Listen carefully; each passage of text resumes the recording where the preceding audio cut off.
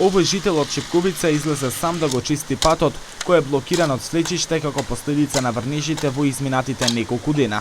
Како што вели самиот тој, со секој нов дожд стравуваат од повторување на поплавите од 3 август минатата година, во кој животот го загубија 4 лица.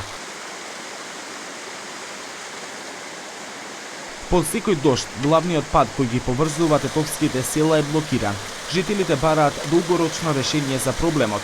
Според нив, треба да се изгради нов мост, кој би ги издржал надодените води од планините. Соодветно решение би било да се санира патот и да се изгради мост висок неколку метри за водата да не може да се излее на патот. Треба многу работа, ако не се работи ништо нема да се постигне. Секогаш кога врне дожд не можеме да поминеме, ако некој е болен нема да може да помине. Гзим Шабани вели дека често поминува тука, денеска беше со неговото семејство. Тие се симна од автомобилот и пеш го помина овој дел, бидејќи како што велат, така е побезбедно.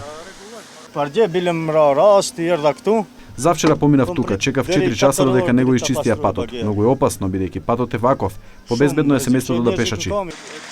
Хисен Демири, шеф на секторот за урбанизам во општина Тетово, вели дека постои план за изградба на мост, но сепак не кажа кога ќе почне неговата изградба.